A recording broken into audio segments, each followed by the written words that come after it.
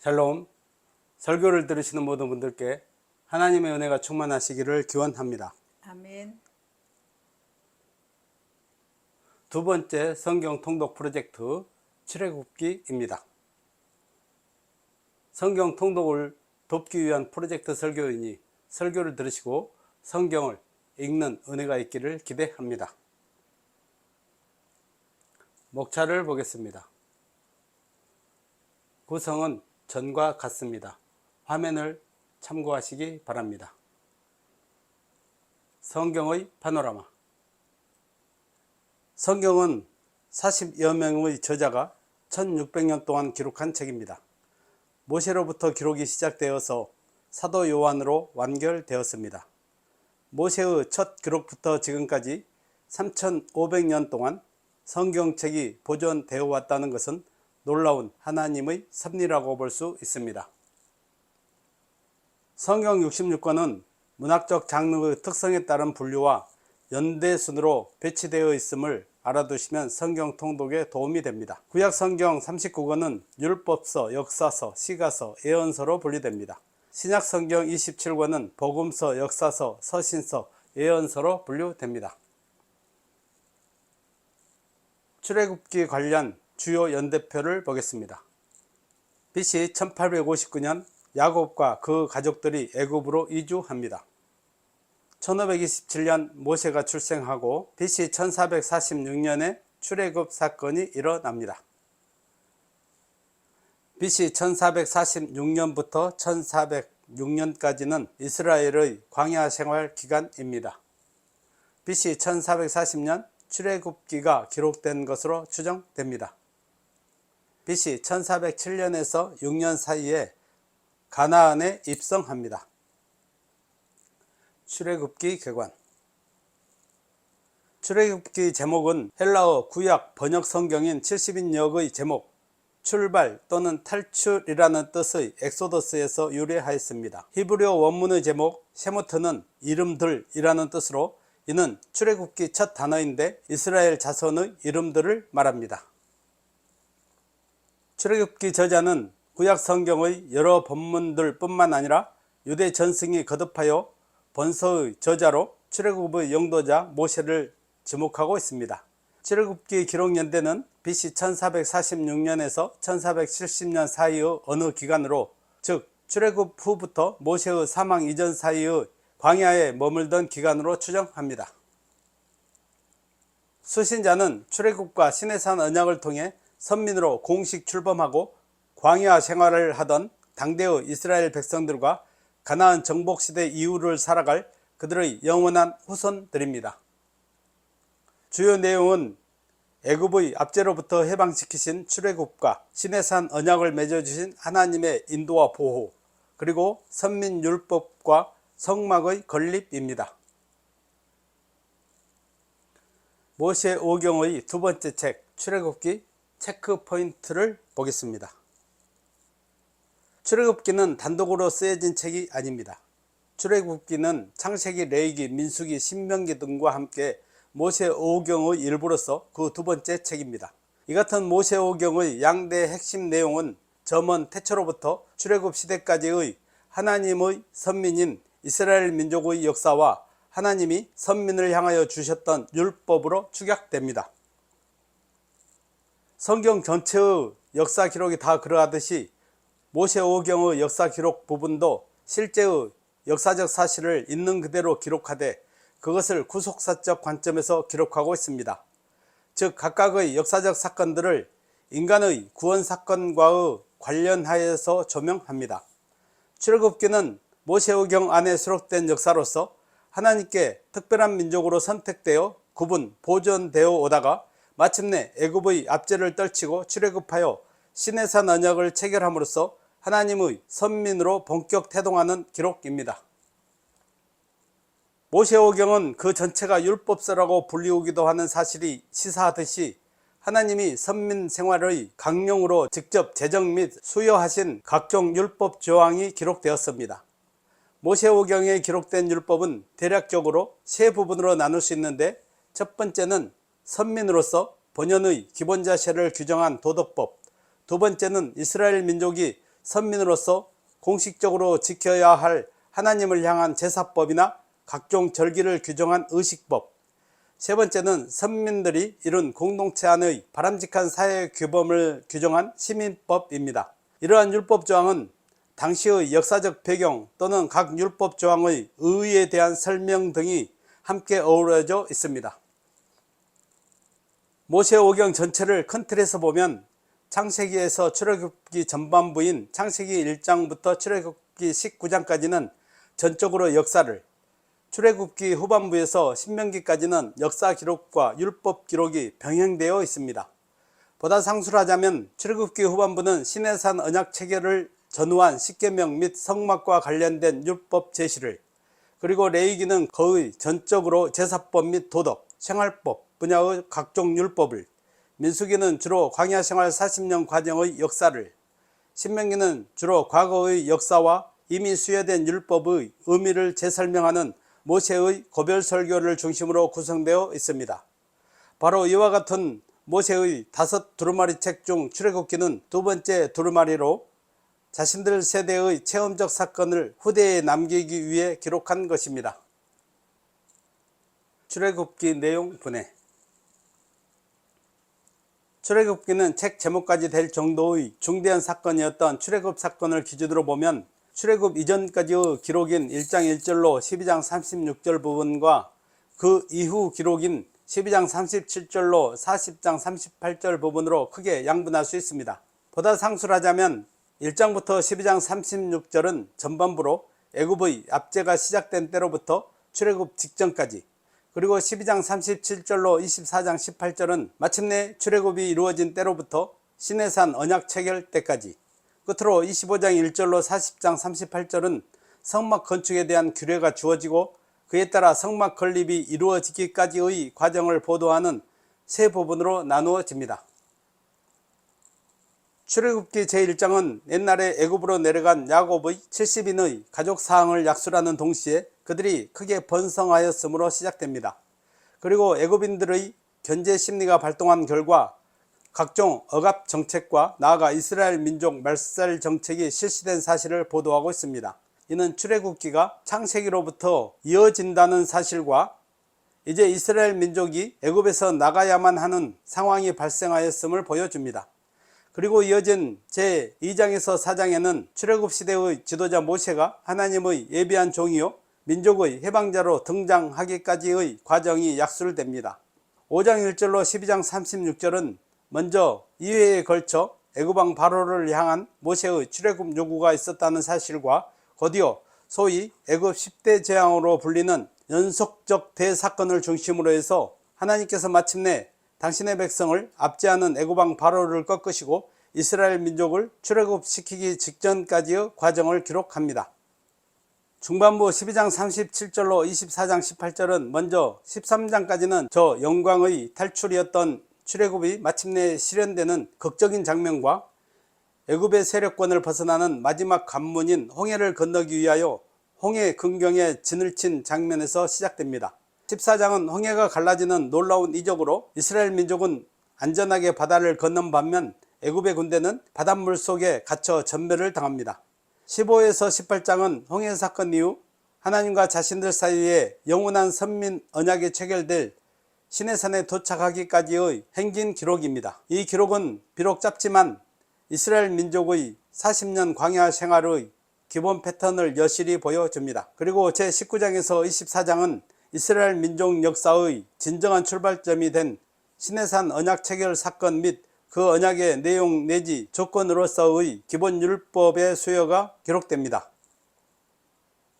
후반부 제25장에서 40장은 그 중간 부분인 제32에서 34장 사이에 기록된 이스라엘 백성의 집단적 금송아지 숭배 사건을 통한 시내산 언약의 파기와 갱신 기사를 가운데 두고 앞부분의 제25에서 31장이 하나님의 임재의 상징적 초소인 성막의 규례에 대한 수요를, 그리고 뒷부분의 제35에서 40장이 성막의 건립과 이에 대한 하나님의 추인을 각각 보도하는 구조입니다.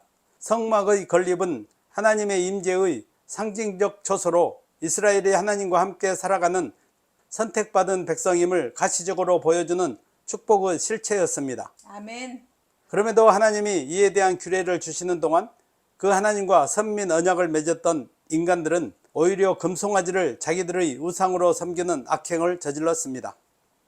그러나 동시에 이를 다시금 용서해 주시고 언약을 갱신시켜 주시는 하나님의 모습은 하나님의 언약이 영원히 변치 않고 하나님의 성실하심으로 유지되고 또 마침내 그 약속대로 구원이 이루어질 것임도 선명히 보여주고 있습니다. 아멘. 성도들에게 출애굽은 단순한 이스라엘 노예 민족의 정치적 해방이 아니라 하나님의 특별한 은총에 의한 구속이요 영원한 천국 구원의 상징입니다. 아멘. 징검다리 설교 제목 하나님의 절대주권 본문 출애굽기 12장 32절로 36절 같이 한번 읽어보겠습니다. 너희가 말한 대로 너희 양과 너희 소도 몰아가고 나를 위하여 축복하라 하며 애굽 사람들은 말하기를 우리가 다 죽은 자가 되도다 하고 그 백성을 재촉하여 그 땅에서 속히 내보내려 하므로 그 백성이 발교되지 못한 반죽 담은 그릇을 옷에 싸서 어깨에 매니라. 이스라엘 자손이 모세의 말대로 하여 애굽 사람에게 은금 패물과 의복을 구하며 여호와께서 애굽 사람들에게 이스라엘 백성에게 은혜를 입히게 하사 그들이 구하는 대로 주게 하심으로 그들이 애굽 사람의 물품을 취하였더라. 아멘. 징검다리 설교 본문의 맥락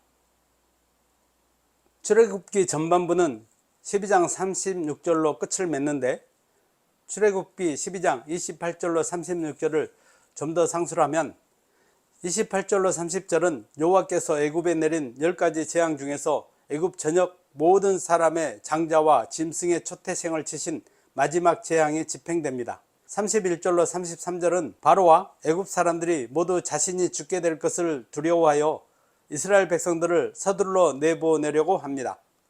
34절로 36절은 이스라엘 백성이 그 밤에 애굽 사람들에게 은금 패물을 요구하며 출애굽을 준비하는 장면입니다. 본문 32절로 36절은 이스라엘 출애굽의 결정적 계기가 된 사건으로 애굽에 하나님의 10번째 재앙, 곧 장자 재앙이 임한 사실을 보여주고 있습니다. 애굽의 모든 장자가 죽임을 당한 밤, 장자 재앙은 온 애굽 땅을 통곡의 소리로 덮이게 하였고 강팍한 바로라도 더 이상 버틸 수 없는 충격이 되었습니다. 그래서 바로는 모세에게 이스라엘 백성과 모든 재산을 가지고 속히 애굽을 떠나라고 하면서 자신을 축복해 달라고 요청하였습니다. 그 밤에 이스라엘 백성은 모세의 명을 따라 애굽 사람들에게 은금 패물을 구하여 원하는 것은 다 받아서 출애굽을 하게 됩니다. 그것으로 이스라엘 민족이 애굽에서 탈출할 모든 준비가 끝났습니다. 이로써 하나님께서 모세에게 약속하신 대로 여호와의 크고 위대하심이 온 애굽과 주변 국가에 증거되었고 이스라엘 백성은 애굽의 노예의 삶에서 벗어나 자유한 민족이 되었습니다. 본문의 포인트 및 적용 32절에 보면 바로가 모세에게 이스라엘의 출애굽을 허락할 뿐만 아니라 자신을 위하여 축복해 줄 것을 요청합니다. 그런데 바로는 스스로를 신으로 자처했을 뿐만 아니라 백성들로부터 신으로 추앙받는 인물이었습니다. 그런 자가 모세에게 축복해 달라고 한 것은 곧 모세를 신으로 인정한 것으로 모세의 바로에 대한 통쾌한 승리를 의미합니다. 이는 또한 모세로 바로에게 신이 되게 하시겠다던 하나님의 말씀의 성취이기도 합니다. 모세가 처음 바로를 찾아갔을 때 바로는 모세를 무시하고 멸시했으나 하나님의 크신 능력이 거듭해서 나타나고 마지막에 장자가 죽자 바로는 마침내 모세를 하나님의 종으로 인정하며 축복을 간구하였습니다. 적용을 해보겠습니다. 모세가 바로 앞에 높아진 것은 스스로 높아지려고 해서 된 것이 아니라 모세가 단지 하나님의 명령에 따라 순종했을 뿐인데 그를 통해 하나님의 영광이 밝히 드러났고 그 하나님의 영광은 모세를 높아지게 했습니다. 이처럼 세상 사람들로부터 존경과 높임의 대상이 되는 것은 우리가 스스로 높아지려고 해서 되는 것이 아닙니다. 그것은 모세의 순종을 본받아 오직 하나님의 뜻에 순종할 때 하나님이 높여주심으로 가능해집니다. 아멘. 그러므로 성도는 세상 사람들에게 멸시를 받는다 할지라도 또 하나님께서 어떤 능력을 주셨을지라도 스스로 높아지려 하지 말고 진정 하나님의 뜻에 순종해야 합니다. 그로 말미암아 하나님께서 높여주심으로 영광스럽게 되고 하나님께 영광을 돌리게 되는 예수님도 걸었던 순종의 길을 따르는 성도들이 되시기를 바랍니다. 아멘. 33절에 보면 애굽 사람들은 이스라엘 사람들이 애굽에 있으므로 자신들이 다 죽게 되었다고 말하면서 그들을 재촉하여 속히 애굽에서 내보내려고 합니다. 이는 이스라엘 백성을 노예로 삼아 부려먹으려는 욕심으로 출애굽을 반대했던 종전과는 대조적인 모습입니다. 애굽 사람들의 태도가 급변한 것은 이스라엘 백성으로 인하여 자신들에게 하나님의 심판이 임하였음을 알았기 때문입니다. 이스라엘 백성 자체는 변한 것이 없지만 하나님이 심판을 행하사 이스라엘 백성의 위상에 큰 변화가 일어난 것입니다. 이는 바로에게 멸시를 받던 모세가 하나님의 심판 이후에 바로에게 신과 같은 존재로 된 것과 마찬가지입니다. 적용을 해보겠습니다. 성도가 세상을 살아가다 보면 때로는 세상 사람들이 볼 때 어리석게 보이고 연약하게 보이므로 조롱과 멸시를 받기도 합니다.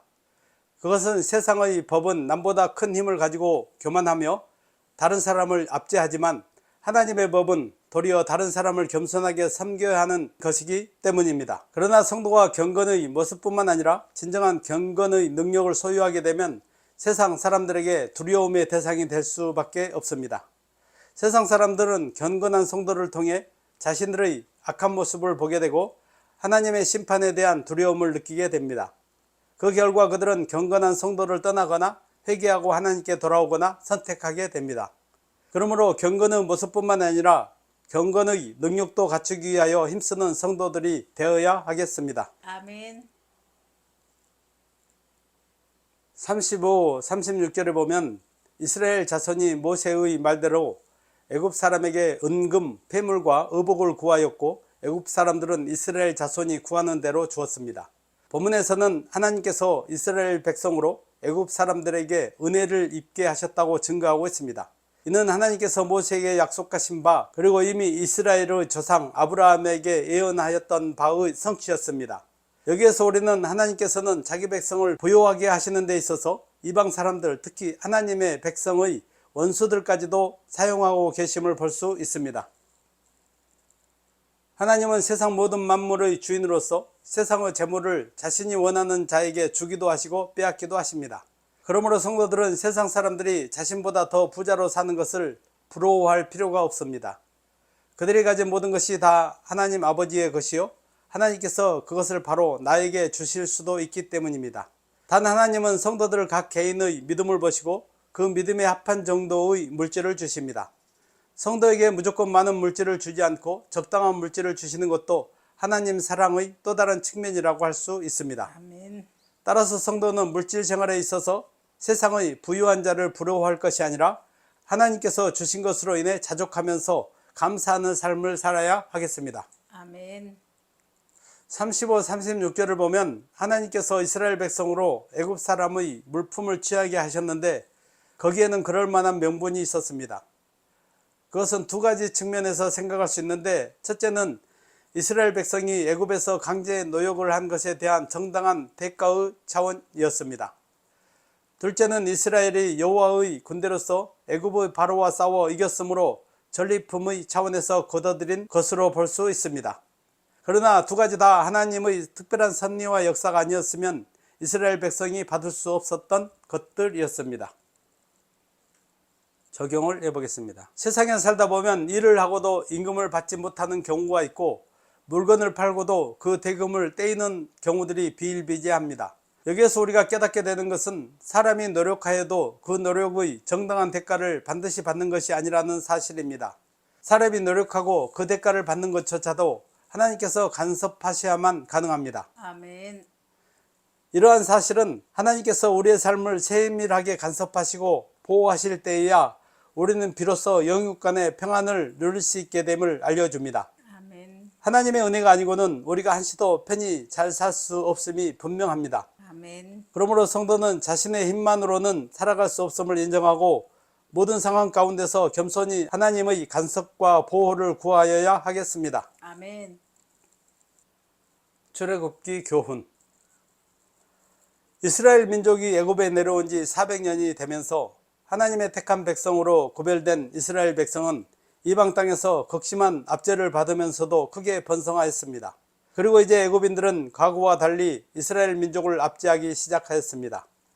고통 속에 신음하는 이스라엘 백성들의 마음속에는 전날 아브라함, 이삭, 야곱, 요셉의 때와 달리 하나님에 대한 확신이 점점 더 옅어져 갔습니다. 그러나 하나님은 사실 단 한순간도 당신의 선민을 잊지 않으시고 기억하고 계셨습니다. 아멘. 아니, 잊지 않으셨을 뿐만 아니라 계속 지켜보시며 때를 기다리고 계셨습니다. 이는 하나님께서 당신의 택한 백성인 성도를 잊지 않으시고 언제나 지켜보고 계심을 성도들은 깨닫고 어떠한 고난에도 잘 인내할 수 있어야 함을 교훈해 줍니다. 아멘. 이스라엘 백성은 출애굽 이전이나 이후를 막론하고 하나님의 구원 사역 과정에서 조금이라도 역경이 닥치면 곧 과거의 안위를 그리워하며 거듭 불평하였습니다. 그렇듯 죄와 질고에 시달리는 인생은 그 누구나 현실을 불평하며 구원을 열망합니다. 그러나 인간이 죄와 질고로부터 노연하기 위해서는 오직 그 죄의 값을 남김없이 다 치르는 수밖에 없습니다. 인간의 구원은 결국 인간을 얽매고 있는 죄로부터의 풀려남을 의미합니다. 따라서 인간의 구원을 위해서는 구속이 필히 요청됩니다.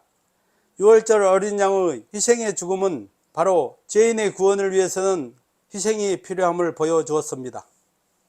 그러한 유월절 어린 양은 영원하고 유일한 구속제물이 되실 우리 주 예수 그리스도의 구속 희생을 예표한 것입니다.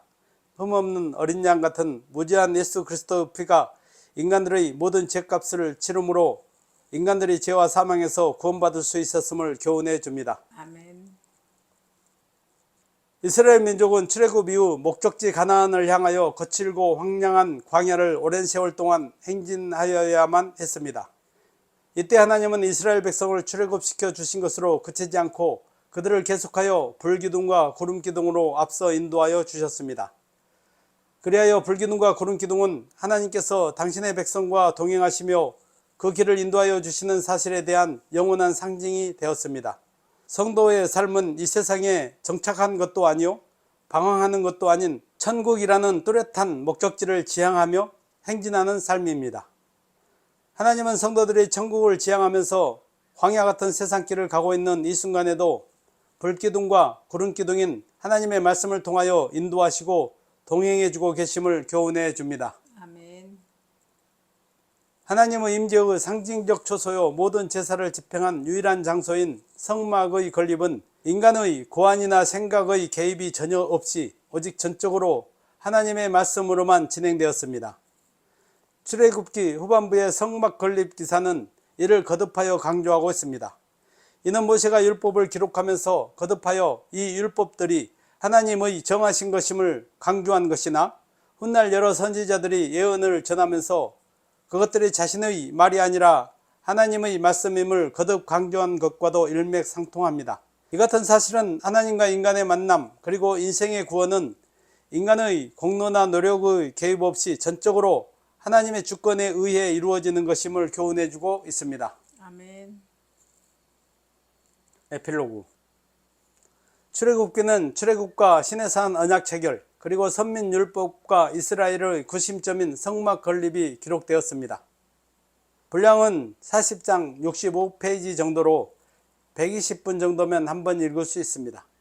성경은 여러 번 통독하고 반복해서 읽고 또 읽어야 합니다. 성경 전체를 한 번 읽는데 개인의 차가 있지만 평균 구약은 75시간, 신약은 25시간 정도 걸립니다. 성경 통독은 잠깐씩 한 절씩 시간이 될 때 읽어서 할 수 있는 것이 아닙니다. 말씀을 읽을 계획을 세워서 하루에 1시간 정도씩 꾸준하게 읽어야 가능합니다. 성경을 통독하면 하나님을 아는 지식의 지경이 넓어지고 성령을 힘입어서 경건의 능력을 갖춘 성도의 삶을 살 수 있게 됩니다. 아멘. 그러므로 설교를 들으시고 말씀의 은혜가 되시면 지금부터 성경을 펴고 읽을 수 있기를 바랍니다. 아멘.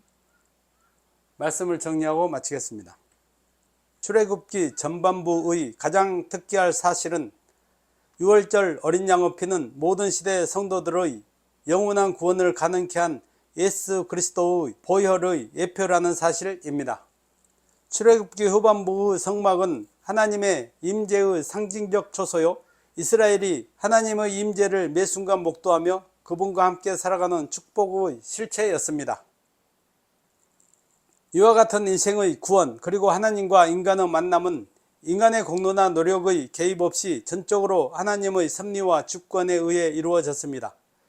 그러므로 하나님의 주권을 인정하여 스스로 높아지려고 하지 말고 하나님의 뜻에 순종함으로 하나님께 영광을 돌리는 삶을 사는 성도들이 되시기를 바랍니다. 아멘.